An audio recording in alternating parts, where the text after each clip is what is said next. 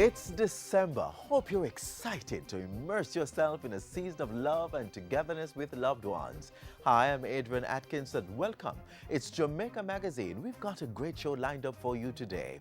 The discussion on turning the economy around continues. This week we seek answers from Bank of Jamaica Governor Brian Winter. Plus, it's World AIDS Day. What's the government doing to get down to zero? All that and so much more in today's show. Please stay with us.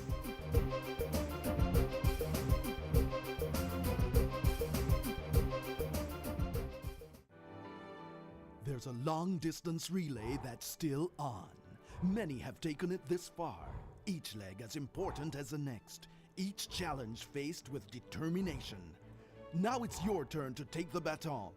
People living with HIV and AIDS and those who are vulnerable need your commitment. It stands in the way of a better quality of life for all of us and our self-respect as a region. It stands in the way of victory in the fight to stop the spread of HIV. Reject stigma and discrimination. Get us to zero. The Bank of Jamaica plays a crucial role as the government seeks to achieve its strategic priority of fiscal prudence and a credible economic program. How effective is the central bank in ensuring a monetary policy that supports economic growth? The value of the Jamaican dollar is also of concern. Next, we put the issues to Governor of the Bank of Jamaica, Brian Winter. Watch this.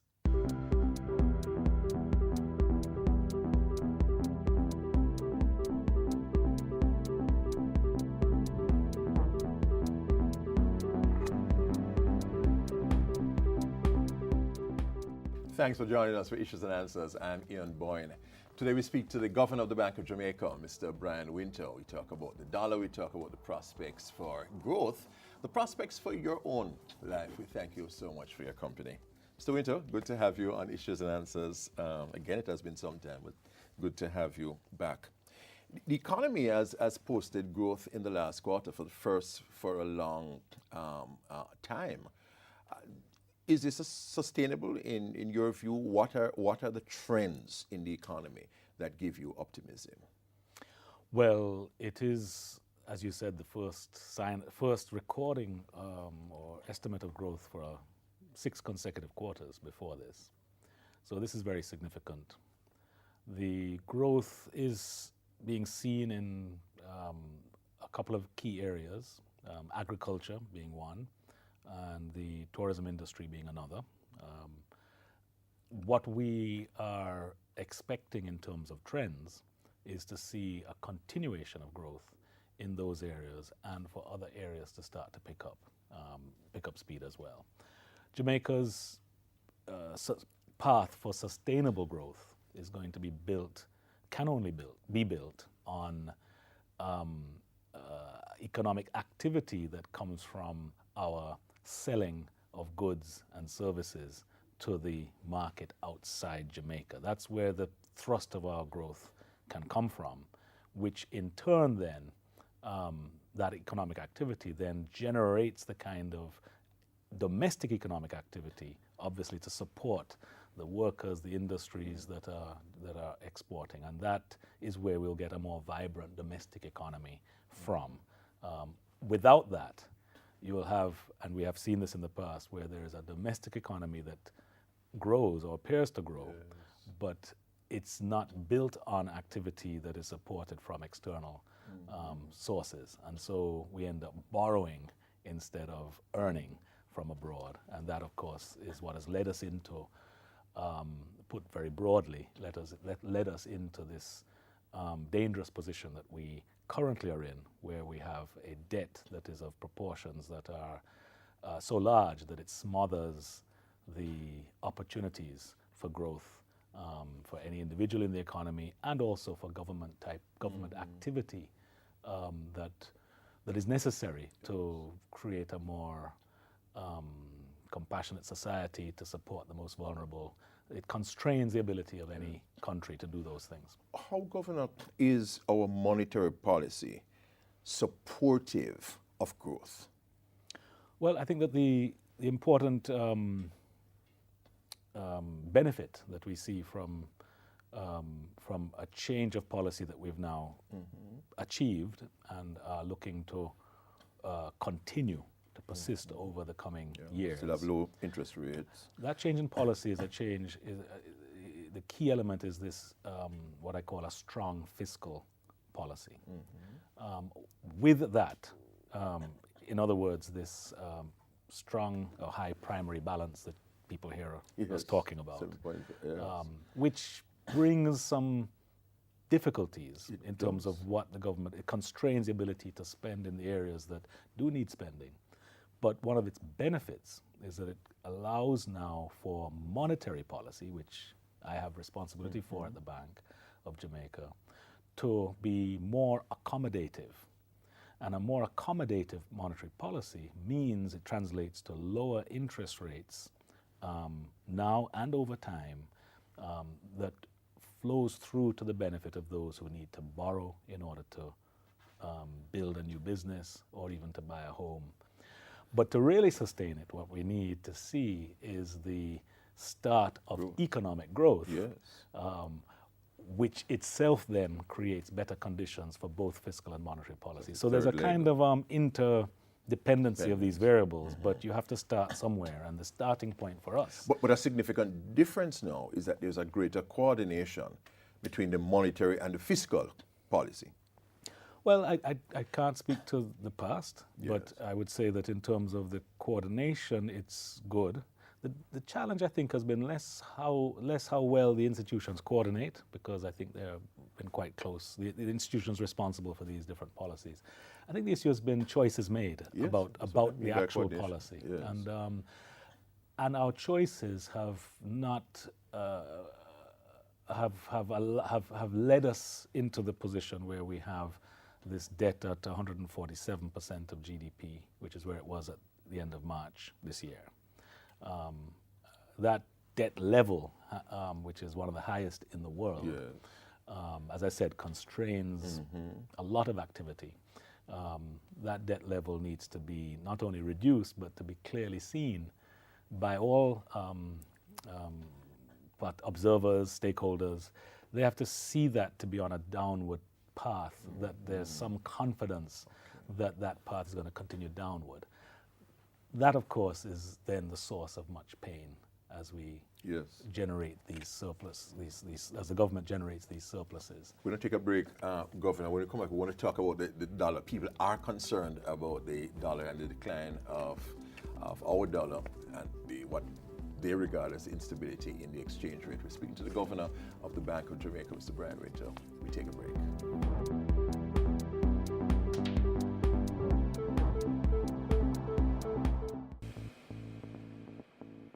A healthy and educated people living in a clean, natural environment, reducing crime, improving the justice system and governance, building a prosperous economy.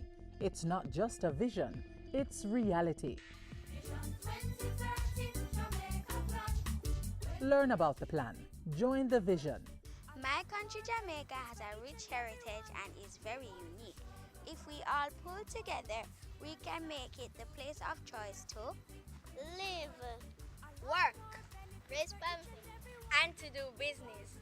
For more information on Vision 2030, call the Planning Institute of Jamaica or visit vision2030.gov.jm, your parish library, school library, or the Jamaica Information Service.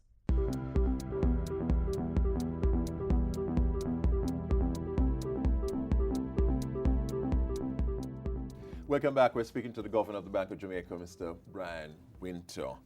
The dollar, Mr. Winter, that's the concern of the average Jamaican as they look and they watch.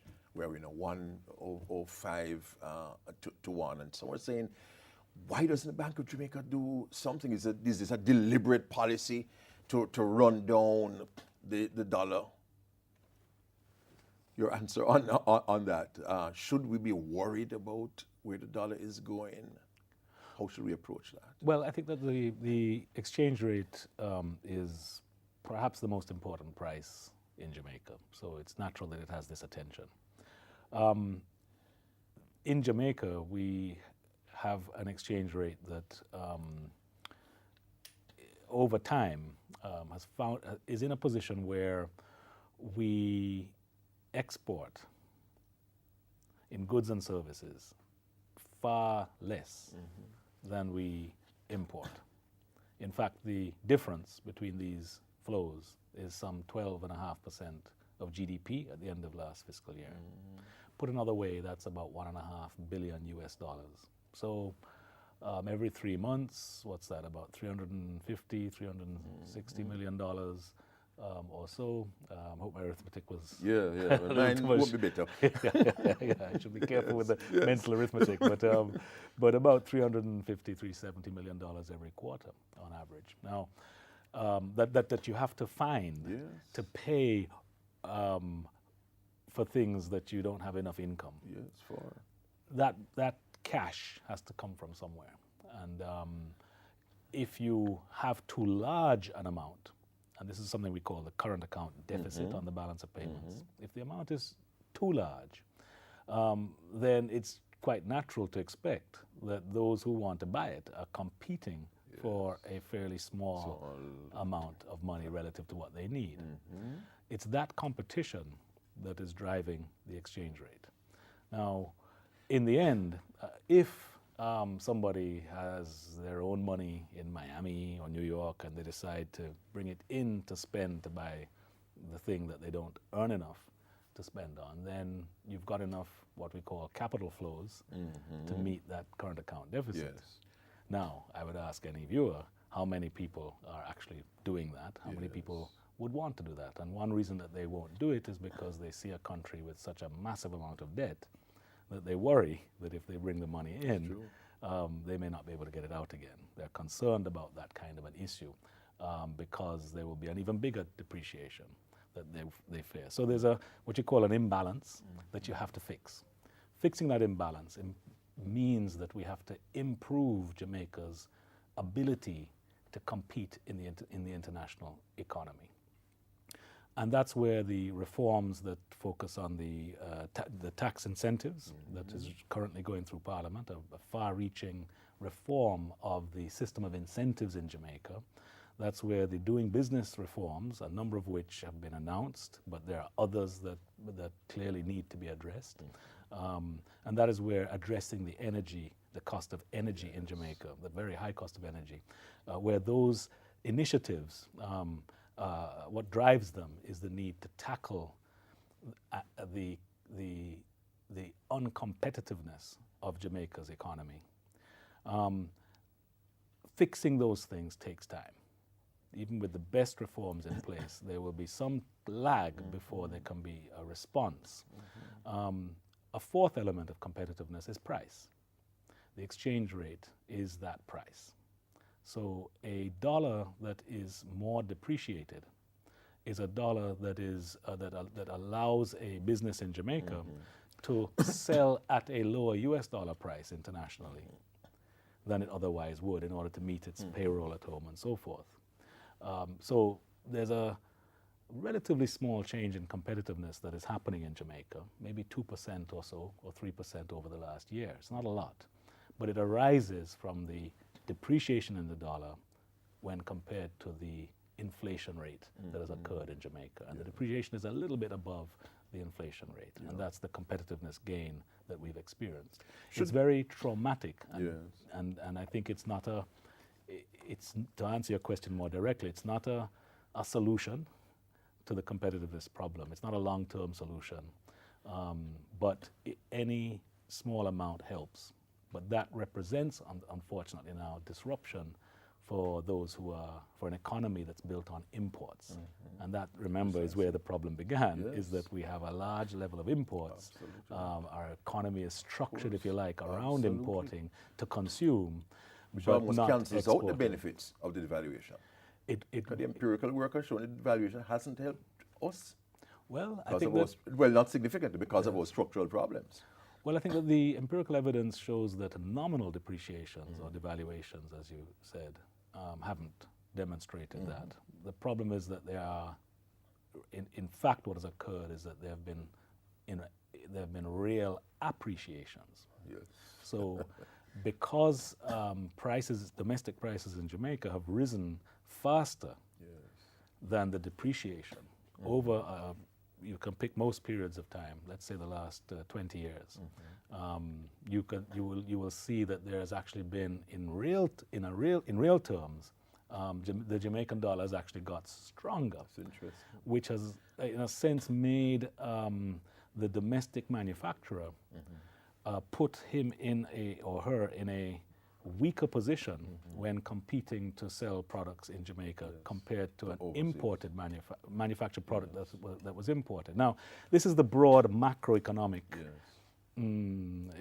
description, which takes in aggregates. I think that for us to make progress, we not only have to set that those broad macro parameters right, but we have to focus on what's actually happening in specific industries, specific areas, and tackle the very real issues that are constraining growth that are not the exchange rate. Should the BOJ be intervening more in the foreign exchange market, using up more of the NIR? We do intervene from time to time. We make certain that disorderly conditions don't arise in the market, or if they do arise, they are temporary. So we're very decisive in that respect and have acted quickly where that has occurred. However, in terms of your question, should we intervene more to, if you like, hold back a trend? Now, if we did that, then reserves would fall without any particular way to show anybody where you'd get those reserves back from. And so I think people would not feel confident if they saw that happening. I think people would want to feel that as we did that, we're doing it with some assurance that changes are in train that will lead to reserves building up in the future. And you will notice that the reserves did indeed decline quite significantly up until March this year. We reached about $800, $900 million in the net international reserves at March this year. That came down from some close to $2 billion not that long before. So that's an example of using reserves that allowed imports to continue. Now, people could rightly question, well, wouldn't you rather that we actually had those reserves today? It would give us more room to maneuver. You have to come back soon, Governor, because we have so many things to talk about. Thank you so much for being with us. Thank you. That's Issues and Answers for today. We'll be back next week. Until then, Ian Bourne wishing you a pleasant day.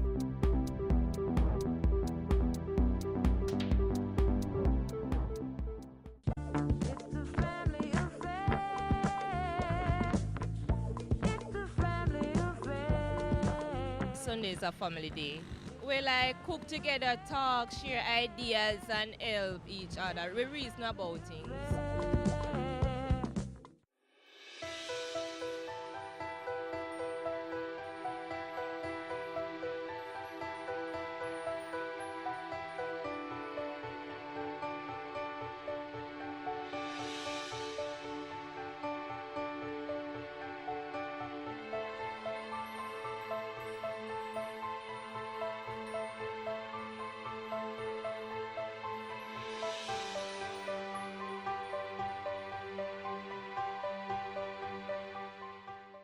HIV, AIDS, and the response globally is of great concern to us in Jamaica. And World AIDS Day, which started in 1988, is of great significance, not just because of the disease process itself, but in its early days, the people of the world were so alarmed about this disease. In fact, in its early days, it was seen as a death sentence for persons living with HIV and AIDS. Today, we have made tremendous gains as a result of serious work. The UNI level meeting of 2001 was significant in bringing it to the global scene, that conversation. And in the last decade, the use of antiretrovirals have made a great difference. And we in Jamaica, we have made tremendous strides over this period. Persons living with HIV/AIDS living almost 43% are living longer. And we recognize that The support we have gotten from the Global Fund, the World Bank, PEPFAR, etc., has been of great value to Jamaica. We are at a crossroads now because much of that funding, there are challenges with Jamaica being defined as an upper middle income country. However, we are the first country globally to have done a sustainability study as it relates to financing going forward. And we are very happy that the Global Fund continue in this transitional period to support Jamaica, even as the U.S. aid through PEPFAR will continue to support our programs. Jamaica with a prevalence of 1.7%, but we are deeply concerned about our most vulnerable group. Men who have sex with men now reflects almost a 32% prevalence. Sex workers, 5%. While we are seeing movement as it relates to sex workers, we're still not seeing much movement. We are concerned too about our heterosexual who are, silently engaged in other activities. And therefore, as we go forward, our objective now as a government and as part of the global scene, we are moving to ensure that health for all as a major position in order to get persons having access, equal access to health care, irrespective of sexual orientation. It is our view that they must be privileged to health care.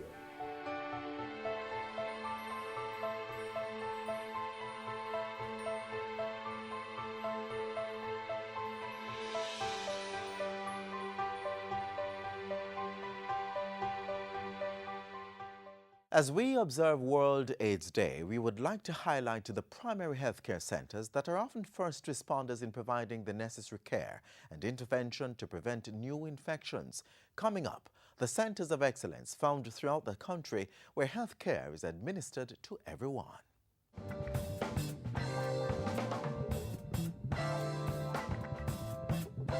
Everyone at some point in their life is likely to require medical care to restore good health. Good physical, mental, and emotional health is important for individuals to cope with all of life's challenges and enjoy the positives. It's no secret then that quality healthcare services are fundamental pillars supporting all productive and prosperous nations. And the government of Jamaica has laid out a path to increase access to the best care for all Jamaicans. It is for us a major thrust. This is in keeping with national, regional, and international development guidelines. In fact, people have a right to good health. But what use would quality healthcare service be if it was available but not accessible to all who need it? To ensure access for all, the Ministry of Health is transforming health centers into centers of excellence. We are on a mission and it is rolling out quite nicely. The program begins with 4 centers of excellence at Darlington in Westmoreland, Santa Cruz in St. Elizabeth, Claremont in St. Anne, and Isaac Barrett in St. Thomas. The strategy will bring the highest quality in primary health care closer to home. The whole idea is to improve both the diagnostic requirements, improve the physical infrastructure, inclusive of fencing in terms of security and the general aesthetics, while also improving our equipment base. Health centers are usually at the quickest reach for citizens. Making them into centers of excellence creates greater options for persons seeking care. With more services on offer, better equipment, and more advanced systems, persons need not use up hospital resources to get primary care. The cost per person getting service at hospitals versus health centers is far more. The network of health centers, which is over 300 versus 24 hospitals, including the university hospital, that is a broader network. It is in the communities. It allows for community participation. It allows for community ownership of these centers. The fact is, hospitals are designed to focus on secondary care, and a flood of patients seeking primary care at this level not only puts a strain on hospital staff, but also on the financial resources. Transforming health centers into centers of excellence is expected to correct that imbalance. It was one of the strategic decisions to ensure that if you improve primary care, you would ease the pressure on your secondary care institutions such as your hospitals. The scope of care at this level is designed to rival the best anywhere. We intend to do ambulatory surgery, which is coming in same day type of things like hernia and so on. But it will give broad offerings, oral health or dental care.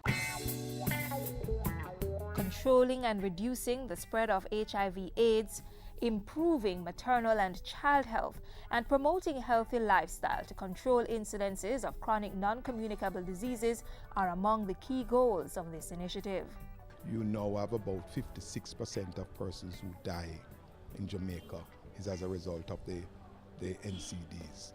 And cancer is about 20% of that. The strategy really is that at the primary level you are looking at curative even as you look at preventative care. And we want to be able to put the emphasis on prevention. With information, persons will be equipped and hopefully motivated to make better choices. So, as first-class medical attention, quality service, and expert communication come into sharp focus, patients leaving centers of excellence will leave with a clear understanding of their health status.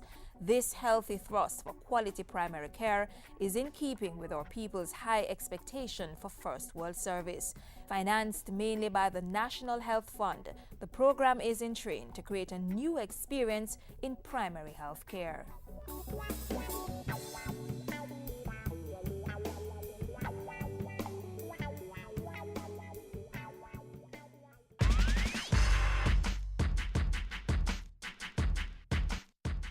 Fold your hands and do nothing and poverty thrives. Combine your brain and brawn and you can be more progressive. In all of this, self-confidence is important for each of us to succeed. Marcus Garvey, in his teachings, reminds us that if we have no confidence in ourselves, we are twice defeated in the race of life. With confidence, he says, we've won before starting. If we have faith in ourselves, not limiting our abilities, it is possible to make life better than we know it. But this confidence in self comes through increasing knowledge, the tool to defeat poverty and injustice, and creating wealth, earning the satisfaction of a better future. Let's start believing in ourselves and our country so that we can realize a Jamaica that is the place of choice to live, work, raise families, and do business.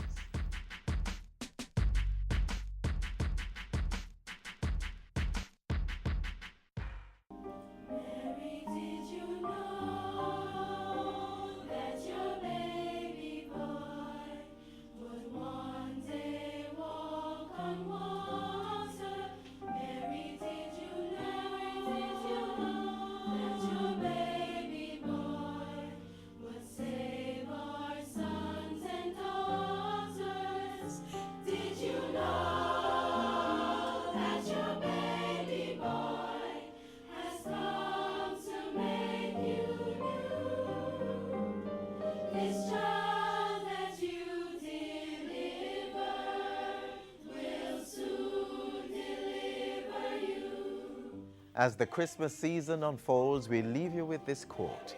Christmas is not a time nor a season, but a state of mind. To cherish peace and goodwill, to be plenteous in mercy, is to have the real spirit of Christmas. Words of former American President Calvin Coolidge. And that's where we close the pages of Jamaica Magazine for today. Join us again tomorrow on this station. But we'd love to hear from you, so send us a tweet at JIS News or send an email to jamaicamagazine@jis.gov.jm. Be sure to click on our newly branded and upgraded website, jis.gov.jm. On behalf of the entire team here at the JIS, I'm Adrian Atkinson. Have yourselves a great week. This has been a production of the Jamaica Information Service, the voice of Jamaica.